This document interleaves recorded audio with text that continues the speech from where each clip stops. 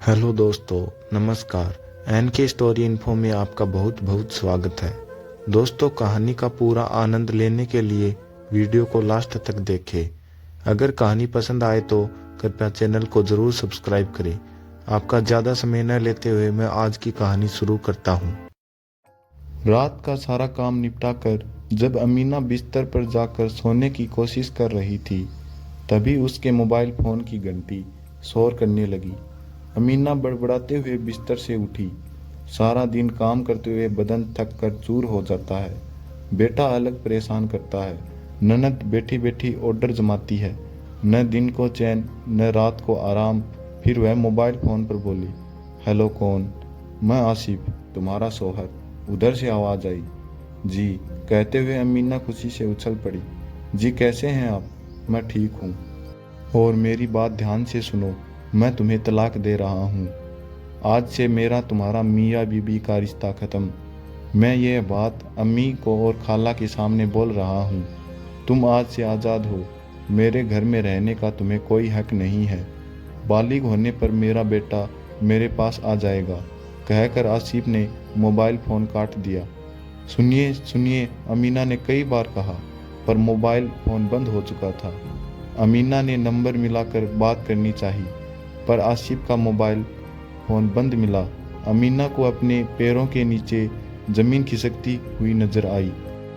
आंसुओं की झड़ी लग गई। बिस्तर पर उसका 1 साल का बेटा आर्यन सोया था। उसे देखकर अमीना के आंसू रुकने का नाम नहीं ले रहे थे। अमीना दौड़ी दौड़ी अपने ससुर जोसेफ मियाँ के कमरे में पहुंची।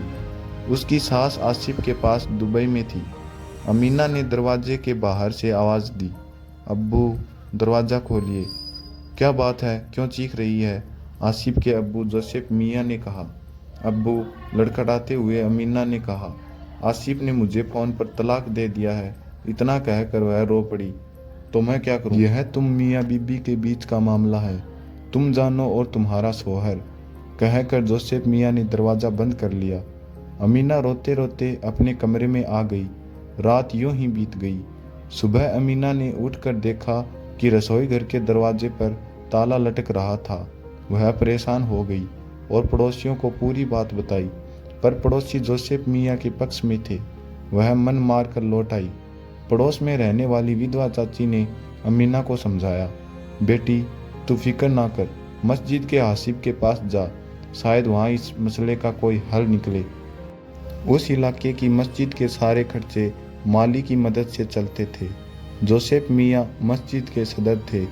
हाफिज के पास अमीना की शिकायत बेकार साबित हुई। उन्होंने कहा कि शौहर ने तलाक दे दिया है, अब कुछ नहीं हो सकता। अमीना ने कहा, हाफिज साहब, फ़ोन पर दिया गया तलाक नाजायज़ है।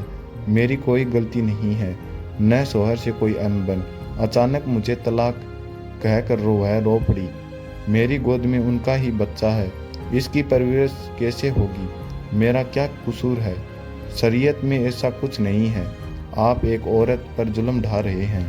मर्द की हर बात अगर जायज़ है तो औरत की भी जायज़ मानो। अमीना मौलवी को खूब खरी खोटी सुनाकर वापस आ गई और शौहर के खिलाफ कोर्ट में जाने का मन बना लिया। घर आकर अमीना ने देखा कि घर के बाहर दरवाजे पर ताला लटक रहा था। बिना कुछ कहे वह अपने बेटे को मायके लेकर आ गई। घर पर माँ बाप को सारी बात बताकर उसने तलाक के खिलाफ आवाज़ उठाने को मन बना लिया और फिर समाज के उन मुल्ला हाफिजों के खिलाफ मोर्चा खोल दिया जो शरीयत के नाम पर लोगों पर दबाव बनाते हैं। देहात की गंवार और औरत तुम्हारे गले से बांध दिया था। कहाँ तुम पढ़े लिखे खूबसूरत जवान, कहाँ वह देहाती गंवार। जवार के दाने में उड़द का बीज, कहकर आसिफ की खाला खिलखिला उठी। आसिफ और सुल्ताना की जोड़ी लगती ठीक है। पढ़ी लिखी बीवी कम से कम अंग्रेजी में बात तो कर सकेगी। क्यों आपा, ठीक कह रही हूँ ना मैं? आसिफ की खाला ने अपनी बेटी के कसीदे पढ़ने चालू किए। आसिफ की माँ ने भी उनकी हाँ में हाँ मिलाई। आसिफ की माँ रेशमी बानो की छोटी बहन नूरी अपनी बेटी सुल्ताना को लेकर पिछले 2 महीने से ओमान आई थी। उन्हें 3 महीने का वीज़ा मिला था। सुल्ताना एमए की छात्रा थी। वह अपने माँ बाप की इकलौती औलाद थी, जिसे लाड प्यार से पाला गया था। चुलबुली खूबसूरत सुल्ताना ने अपनी माँ की सह पाकर आसिफ पर डोरे डालना शुरू कर दिए, यह जानते हुए भी कि वह शादीशुदा है। पर अम्मी, आसिफ तो एक बच्चे का बाप है, मैं उससे निकाह कैसे करूँगी? सुल्ताना ने अपनी अम्मी से पूछा। तू फिक्र मत कर, अगर आसिफ तेरा शौहर बन गया तो तू मज़े करेगी, विदेश में रहेगी, तू हवाई जहाज से आना जाना करेगी, तू मालामाल हो जाएगी और हमारी गरीबी भी दूर हो जाएगी। बड़ी नौकरी है आसिफ की, उसकी जायदाद हमारी, तू किसी न किसी तरह उसे अपने वश में कर ले, सुल्ताना की अम्मी ने समझाया। और फिर उन्होंने ऐसा जाल बिछाया कि उसमें माँ बेटा उलझ कर रह गए। सुल्ताना, अम्मी कहाँ है? एक दिन दफ्तर से लौटकर आसिफ ने पूछा। वे पड़ोस में गई हैं, देर रात तक लौटेंगी, वहाँ उनकी दावत है, मेरी अम्मी भी साथ गई हैं। तुम क्यों नहीं गई? आपकी वजह से नहीं गई। सुल्ताना चाय लेकर आसिफ के कमरे में पहुंची, जहां वह लेटा हुआ था। आज सुल्ताना ने ऐसा श्रृंगार कर रखा था कि आसिफ उसे देखकर सुध बुध खो बैठा। चाय देकर वह उसके करीब बैठ गई। इत्तर की भीनी भीनी खुशबू से महकती सुल्ताना ने रोमांच भरी बातें करना शुरू किया।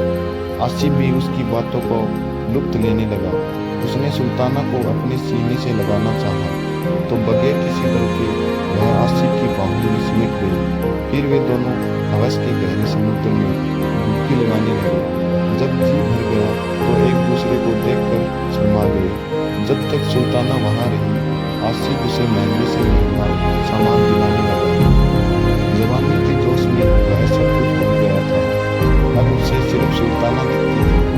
वह अपनी बीवी को तलाक देकर सुल्ताना को बीवी बनाने की सपने देखने लगा था। वक्त तेजी से गुजर रहा था। सुल्ताना की इज्जत की मियाद खत्म होने वाली थी। आसिफ ने सुल्ताना से जल्द निकाह करने का वादा किया। सुल्ताना अपनी अम्मी के साथ मान में अपने सपने संजोए भारत वापस आ गई। आसिफ ने खाला से 3 महीने के अंदर सुल्ताना से निकाह करने की अपनी मंशा जाहिर की तो खाला ने भी खुशी खुशी अपनी रजामंदी जाहिर की। कुछ वक्त बीत जाने पर अमीना ने शहर की बड़ी मस्जिद में आसिफ के द्वारा दिए गए तलाक के बारे में शिकायत पेश की, जिसकी सुनवाई आज होनी थी। अमीना ने कमेटी के सामने, जहां काजी, आलिम, हाफिज, बड़े बड़े मौलाना सदस्य थे, अपनी बात रखी। उन्होंने बड़े गौर से अमीना की फरियाद सुनी। इसमें से पहले आसिफ को माँ बाप के साथ कमेटी के सामने हाजिर होने की इत्तला भेजी गई थी, पर वे नहीं आए। अपने रसूख का इस्तेमाल करते हुए उन्होंने कमेटी पर दबाव डालना चाहा था। वे तकरीबन 7 महीने तक कमेटी को चकमा देते रहे थे, बार बार के बुलावे पर भी नहीं आए थे। इस बात को ध्यान में रखकर कमेटी ने कड़ा फैसला लिया और उन्हें जमात से बेदखल करने के साथ कानूनी कार्यवाही करने का फैसला लिया। आज मस्जिद में काफी गर्मा गर्मी थी। कार्रवाई शुरू हुई। आसिफ, उसके अब्बू व दूसरे रिश्तेदार हाजिर थे। कमेटी के सदर ने आसिफ से पूछा, किस वजह से तुमने अपनी बीवी अमीना को तलाक दिया है? इसके अंदर शहर में रहने की काबिलियत नहीं है, यह पढ़ी लिखी भी नहीं है, अंग्रेजी नहीं जानती, इसे ढंग से खाना बनाना तक नहीं आता है। लेकिन तुम बताओ कि आसिफ मियां जो कुछ कह रहे हैं वह सही है या गलत? सदर ने पूछा। बिल्कुल झूठ है, हमारी शादी को 4 साल हो गए, मैं एक बच्चे की माँ बन गई हूँ, मैं इनकी हर बात मानती हूँ। मैंने पूरे 7 कुआं लिए थे, उनके माँ बाप और रिश्तेदार मुझे पसंद के लाए थे, हमने भरपूर दहेज दिया था, अभी तक सब ठीक ठाक चल रहा था। पर अचानक उन्होंने मुझे फोन पर तलाक नहीं दिया। फोन पर तलाक कमेटी के सभी सदस्य अमीना की यह बात सुनकर सपने में आ गए। उन्होंने आपस में सोच विचार कर फैसला किया, यह तलाक नाजायज है, यह तलाक देने की जरूरत है, नई तलाक आमने सामने बैठकर दिया गया है, एक तरफा तलाक जायज नहीं। आसिफ मियां के तलाक को गैरकानूनी मानकर खारिज किया जाता है। अमीना आज भी उनकी बीवी है, उन्हें अपनी बीवी को सारे हक देने पड़ेंगे, साथ में रखेंगे, कोई तकलीफ नहीं देंगे, वरना यह कमेटी इन पर तलाक के बहाने औरत पर जुल्म करने का मामला दायर करेगी।